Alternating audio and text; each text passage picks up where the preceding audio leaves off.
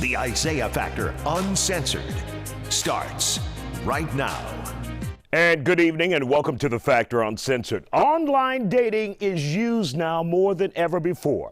And we have told you about cyber dating safety times here on The Factor. Tonight, one man's disgusting and sick crime will make you want to screen that date extra hard. This is Danueal Drayton. He was indicted for murdering a New York nurse, then having sex, get this, having sex with her corpse, making time with her damn dead body. Who does that? He met the woman on Tinder, a very popular dating app that's used by millions. Drayton was arrested in California, where he was found holding another woman captive in a hotel room.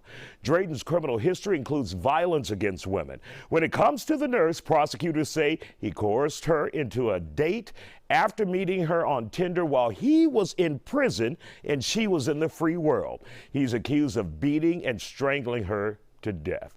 Drayton's crimes lead investigators to the question if he was a serial killer behind other murders.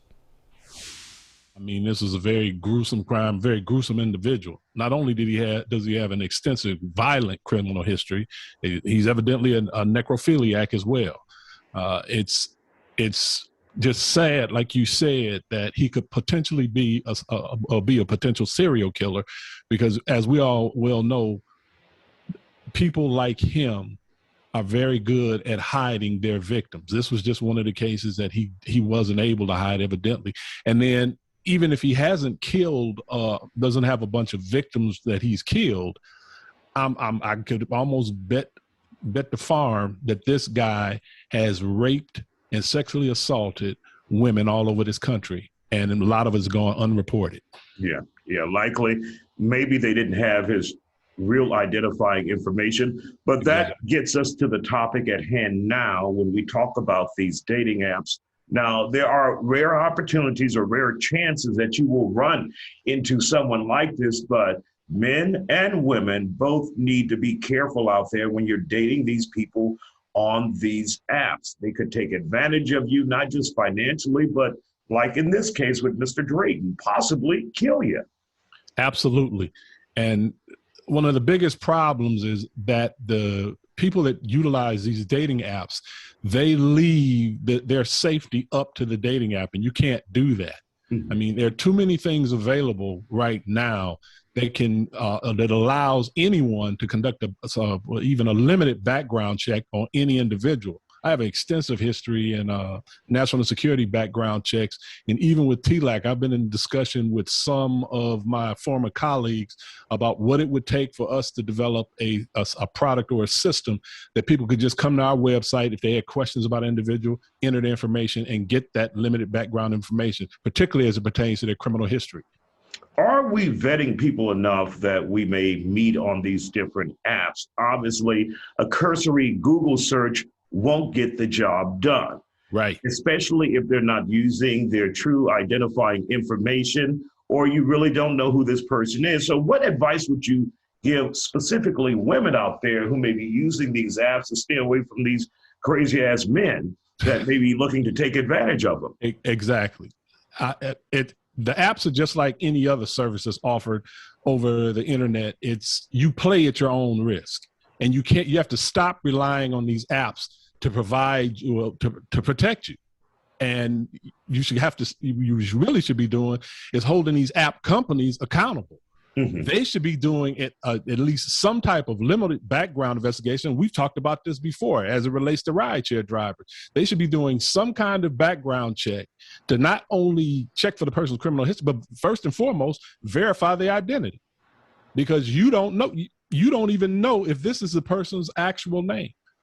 Now, if the apps are not going to do it, what would you suggest people do? Like, if you go out on a date with someone that you've met on one of these apps, should you inform family members, friends, give them your itinerary, what you're doing, take somebody with you? I know a lot of millennials are now taking several people with them on one date just to stay safe. Right. Well, first and foremost, don't ride with the person you just met off of the app. You should meet at a neutral location, and you should have some type of exit strategy in case things go wrong. And you should always let somebody know about where you're going and who you're going out with, to give them all the information as possible. You know, as you said, these millennials, it's a new day in dating, and they're very comfortable or very relaxed. And as I said before, taking these dating apps at their word, and you can't afford to do this. Yeah, it depends on your life and your survival. Unfortunately, this nurse in New York is now dead. And of course, he will face trial. He's just extradited, Danueal Drayton. And it's just sad, but you have to be careful out there. You do, Isaiah. And that's exactly as we discussed previously, that TLAC was coming out with this new check call simulator to act as a buffer particularly for women in the situations where they find themselves most vulnerable, and going out on these blind dates and riding in rideshare are perfect examples. No, what your app would do, or your program would do, would pretend to be somebody on the phone while this person is out on a date or on a rideshare, and it can get them out of that situation, saying, look, I have an emergency, gotta go. You hear the person talking, you know? Yeah, it's a digital How soon download. before that is released to the public? It's ready now. You just go to our website and click on our online offering, and then you download it's a digital download. You download the audio files. There are 20 different audio files that cover all kinds of situations, from staying in a hotel, the business travelers, women who are traveling by themselves, ride share, bad date, and we even attach one for women who live alone, and they might have service repairmen coming to their homes, and they just might not feel that comfortable with the man being in the house and them by themselves. So they can simulate that they're having a conversation with a concerned male who's on his way home as well. Now, Greg is former law enforcement, and he has talked about ride-sharing safety too here on The Factor. That discussion is up online right now on Fox 26 Houston's YouTube channel. Just go to isiah-factor-uncensored section on YouTube for Fox 26.